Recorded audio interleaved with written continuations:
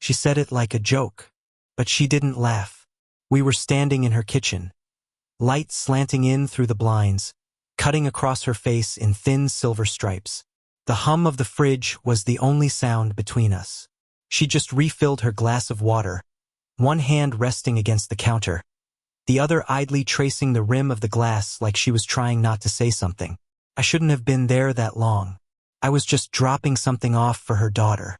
But somehow we kept talking or pretending to. She asked how work was, how the semester was going, and I answered too quickly, too much. She nodded in that slow, patient way, the way people do when they're half listening, half remembering something else. She wasn't what I expected. Her photos never caught it, the calm precision in how she moved, the quiet command in her voice. She wasn't trying to impress anyone. That was the problem. Everyone else I knew tried too hard. She didn't. When she turned, the faint scent of her perfume, something clean, like linen and rain, followed the motion. My throat tightened for no reason. "You shouldn't look at people like that," she said, not looking at me. I didn't know what she meant, or maybe I did. She smiled then. A small, careful thing that didn't quite reach her eyes. "You'll make them think you're expecting something." Her words hung there. I tried to laugh, but it came out softer than I meant it to. "Maybe I am." She glanced at me, finally meeting my eyes. Pause long enough to be felt. "I'm twice your age," she said. "I know." The sound of the fridge kicking off filled the room with a deeper quiet. I could hear her slow inhale, the click of her nails against the glass, the faint tremor in her breath when she set it down. "Then don't," she said, stepping past me. Her shoulder brushed mine. It was barely anything. A brief touch, a passing heat, but it hit harder than it should have. My hand twitched like it wanted to reach out, but I didn't. She stopped at the doorway, turned back halfway, eyes soft but unreadable. "You tell anyone?" she began, voice low, not teasing anymore. "I'll deny every word." There was no smirk, no playfulness. Just the weight of something that shouldn't exist but did. I swallowed. "I wasn't going to." "I know," she said. The space between us felt smaller than it was. She looked like she wanted to say something else. An apology, a warning, but the silence filled in instead. Her phone buzzed on the counter, sharp and sudden. She turned, grabbed it, glanced at the screen, and her whole face changed, composure folding back into something practiced. "It's your mom," she said, voice smooth again. "She's outside." I nodded, too quickly, my pulse too loud in my ears. She moved past me again, this time keeping distance, her perfume trailing behind like a memory already fading. At the door, I hesitated. I looked back once, half hoping she'd say something. She didn't, just watched me. Expression still, eyes faintly shining in the light from the window. And then, almost too quiet to hear, "Don't stay away too long." I told myself not to go back. But 2 weeks later, there I was again, standing on her porch, holding a box of things her daughter had left at my place. That was my excuse. It was flimsy, but I used it anyway. She opened the door like she'd been expecting someone else. For a moment, her face softened, then reset. "You again," she said. "Yeah, delivery service." She smiled at that, small and brief, and stepped aside to let me in. The house smelled faintly of citrus and something warm from the oven. Music played low in the background, piano, barely audible. I could tell she hadn't meant for company. She was barefoot, wearing an old sweatshirt, her hair tied up with a pencil.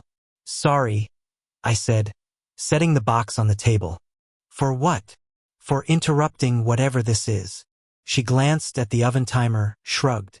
"You can't interrupt nothing." We stood there, pretending not to look at each other. I watched the steam rise from her mug, how her fingers circled the handle, how her lips pressed together like she was holding in a thought. "You still in school?" she asked. "Trying to be." "Trying." I keep finding reasons to get distracted. That earned a small laugh. "Don't do that. You'll regret it later." Her tone was light, but something underneath it carried weight. The kind that comes from knowing what regret feels like. She'd mentioned her ex once, briefly, when I'd overheard her on the phone. 15 years married. Divorced 3. Her daughter had said she never really dated after. Too much effort, she told someone. Too many reminders. She leaned against the counter, arms crossed. You shouldn't come by so often, she said quietly. I don't, I said, though we both knew that wasn't true. She tilted her head, studying me like she was trying to decide if I understood the risk. People talk, she said finally. I don't.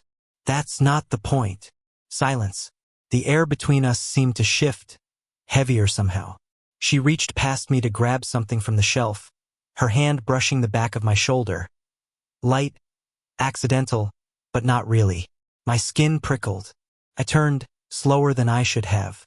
She was close enough that I could see the small crease at the corner of her mouth, the faint lines near her eyes that deepened when she smiled. She didn't move. Neither did I. Her breath touched my neck when she exhaled. This is a bad idea, she said. I know. The timer on the oven went off, shrill and sudden. She stepped back fast, a practiced escape. The air filled with the smell of something sweet and burnt. She muttered a quiet curse, grabbed the tray, and set it on the counter. I should have left then. I didn't. When she turned back, her face was flushed from the heat, eyes softer than before. She looked at me, just long enough. You hungry? She asked. It wasn't about food, and we both knew it. It started raining before I could leave. Hard, fast drops against the kitchen windows, turning the world outside into blurred gray. She stood by the sink, watching it, arms folded, hair loose now. The oven light still glowed behind her, casting her in that soft gold that made it hard to look away. You'll have to wait it out, she said. I don't mind, I said. She nodded, distracted, then reached for a towel to wipe her hands. Her bracelet slid down her wrist, thin silver, catching the light, and I found myself watching the motion, how small it was and how much it pulled. She noticed. You stare too much. I'm sorry. No, she said after a moment. You're not. I laughed under my breath. She didn't. The air in the room changed again, the way it did when both of us forgot to play it casual. I sat down at the table, trying to think of something normal to say. She leaned beside me, close enough that the sleeve of her sweatshirt brushed my arm. I could smell rain on her skin, coffee, something faintly floral. You know this can't happen, she said softly. I haven't done anything. Not yet. The words hung there, sharp and quiet. Then her phone buzzed on the counter. We both froze. She turned it over, a message lighting up the screen. Her daughter's name. Her shoulders dropped a little, the tension visible in the way she exhaled. She's on her way, she said almost to herself. Forgot her bag. I stood, suddenly too aware of how close we'd been. I'll go. She reached out. Instinct, maybe, fingers catching my wrist before I could step away. The touch was quick, almost nothing, but it stopped everything. Wait, she said. Her eyes met mine. Something in them flickered. Panic, longing, maybe both. She let go, but too slowly. My pulse stuttered, hard and uneven. The sound of a car pulling into the driveway cut through the rain. Headlights swept across the living room wall. She's here, she said, voice lower now, almost steady. I should have moved to the door, but I didn't. She was standing too close. So close I could see the pulse in her throat, feel the warmth between us. Her breath hitched. Mine followed. Neither of us said a word. We didn't have to. The silence said enough. A car door slammed outside. Footsteps on the porch. Her hand brushed mine again, this time deliberate, not accidental. Go, she whispered. I turned, heart racing, but she stepped closer instead. Close enough that the edge of her sweatshirt brushed my chest. Next time, she said quietly, her voice trembling in the space between us. Don't knock. Then the front door opened. Her daughter's voice echoed down the hallway, light, careless, too normal for how everything had just changed. And we both stood there, pretending nothing had happened, while knowing, completely, that it already had. I hadn't planned to see her. I'd only stopped by to return the umbrella she'd handed me during that storm. But when she opened the door, she looked different. Tired maybe, or just unguarded. Her hair was loose, her eyes softer than usual, like she hadn't expected to be seen this late. "You really came back for an umbrella?" she asked, a faint smile forming.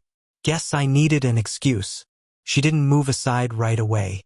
Then she did, quietly, and I followed her in. The house was dim, just the warm light from a single lamp. A slow song played somewhere in the background, a piano, maybe. She poured herself a glass of wine and offered me water. The air felt thick with everything we hadn't said. "Does your mother know you're here?" she asked, teasing, but the edge in her voice made it land differently. "No," I said. "You really should care what people think." "I do." She looked up at that. "No, you don't." She turned away, but I stepped closer. Not enough to touch, just close enough to feel the space between us shift. "Why do you keep letting me in, then?" I asked. Her hand tightened around the glass. "I don't know." She said it like it cost her something. Her eyes met mine for a second too long. That was all it took. One small, quiet look that broke through everything careful and sensible. I reached out before I thought better of it. My fingers brushed a loose strand of hair from her face. She didn't move, didn't even blink. "You shouldn't," she whispered. "I know." Her breath hit my hand, warm, uneven. I could see the rise of her chest, hear the tremor she was trying to hide. "I keep thinking about that day," I said. "The kitchen. What you almost said." She exhaled, eyes half closed. "Don't. I can't help it."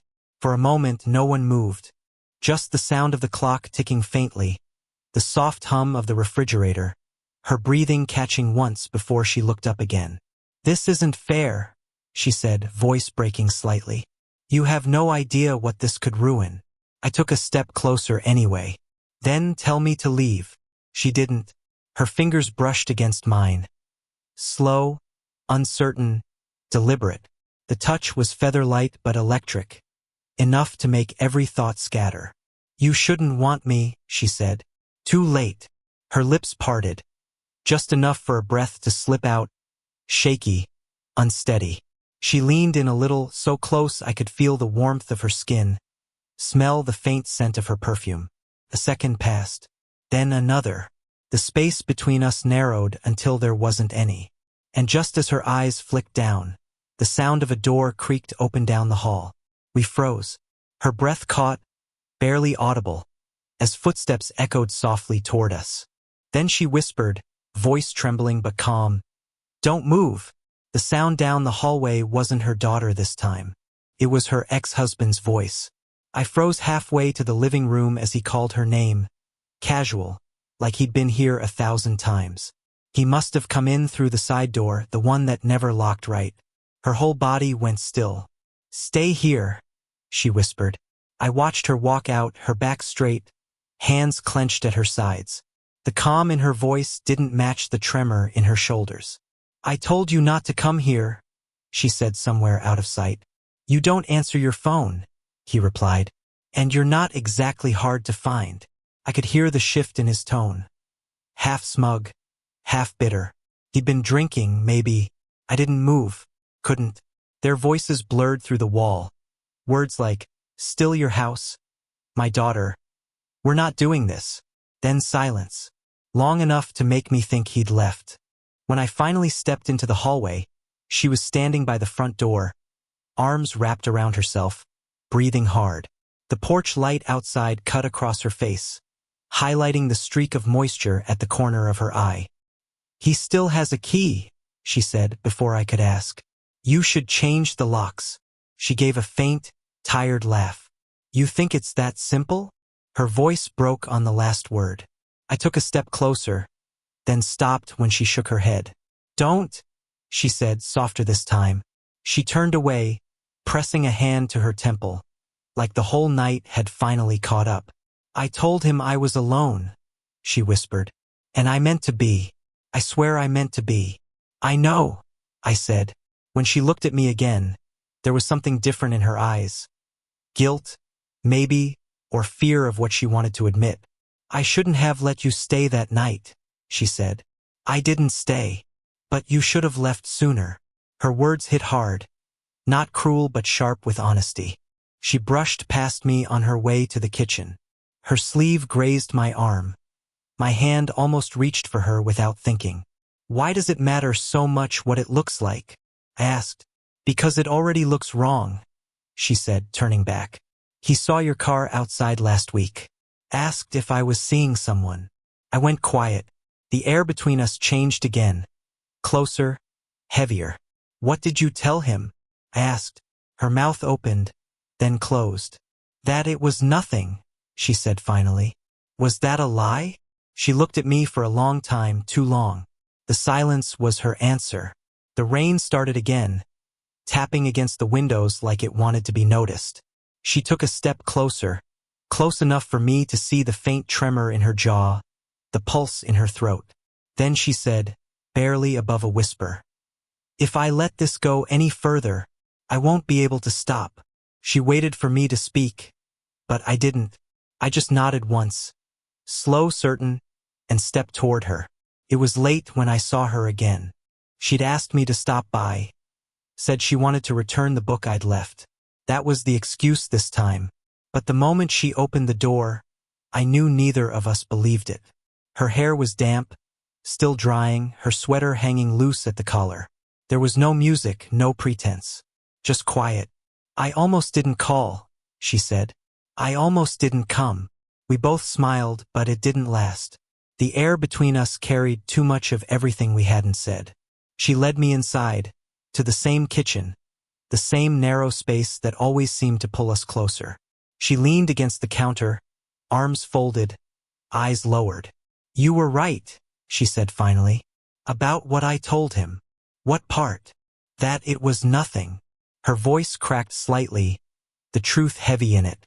It wasn't. It hasn't been for a while. She looked up then, and it felt like the whole room exhaled. I took a step forward.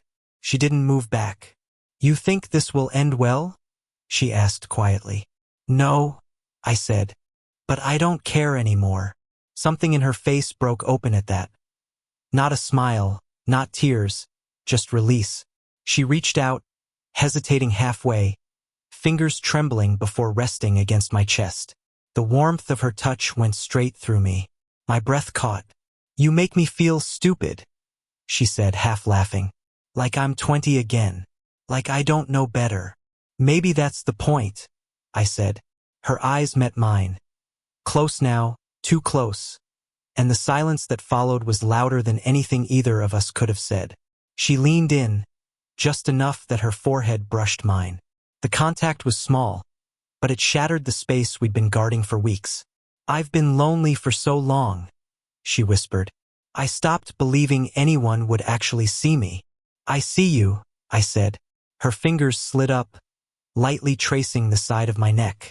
My hands found her waist, unsure, gentle.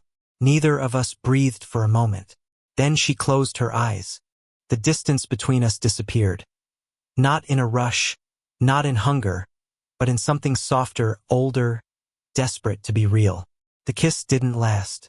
It wasn't even really a kiss, more a press of truth than want. She pulled back first, eyes shining, breath unsteady. This can't keep happening, she said, voice barely there. I know. She looked at me, really looked, and for once there was no fear, no denial, just the quiet understanding that whatever this was, it had already changed us. I needed to know if it was real, she said. And now you do. Her hand lingered against my chest a moment longer, then fell away. Neither of us said goodbye. We didn't need to. It had been weeks since that night. I told myself it was over, that I'd keep my distance, let it fade like a dream you stop trying to remember. But distance didn't change anything. It just made the quiet louder. When I finally saw her again, it wasn't planned. I ran into her outside the cafe near the park, the same one she used to visit with her daughter. She looked the same, calm, put together. But when she saw me, her hand paused halfway to her coffee cup. Hey, I said. She hesitated, then smiled. Hey, we sat. Just like that, no small talk, no pretending. The silence between us wasn't heavy anymore. It just was. I thought you moved on, she said after a while. I tried. She looked down, smiling faintly. You always say things like that. Simple. Honest. You make it sound easy. It's not, I said. But I don't want to lie to you. She nodded, her eyes soft. You never did. For a long time we just sat there. The late sunlight spilling across the table, the sound of traffic and wind mixing with the clink of dishes inside. She reached for her cup, and her fingers brushed mine. A small, accidental touch that neither of us pulled away from. I used to think this was wrong, she said. That it would ruin everything. But I don't think that anymore. Why not? Because it didn't. Her thumb moved slowly across my hand, tracing small, thoughtless circles. It wasn't about want anymore, not like before. It was something quieter, deeper. Recognition. She leaned back, looking at me like she was memorizing something simple. My face, the sound of my voice, the way I didn't try to fill the silence. I'm not sure what this is, she said. Me neither. But I don't want it to disappear. I nodded. Then it won't. We walked after that, through the park, the air cool and soft. When the wind picked up, she tugged her coat tighter, and I offered my arm without thinking. She took it. The gesture felt old-fashioned, but right. By the time we reached her car, dusk had turned the sky pale gold and violet. She turned toward me, eyes gentle, uncertain. Thank you, she said. For what? For not giving up when I told you to. I smiled. You didn't really mean it. She laughed quietly, then stepped closer. Her hand found mine, fingers fitting in like they were always meant to. She rose slightly on her toes and pressed a slow, lingering kiss to my forehead. Not rushed, not unsure, just real. I see you, she whispered. The world around us kept moving. Cars passing, lights flicking on. But for a moment, it felt still, whole. And maybe that was enough. Did you enjoy the story? What kind of stories would you like to hear next?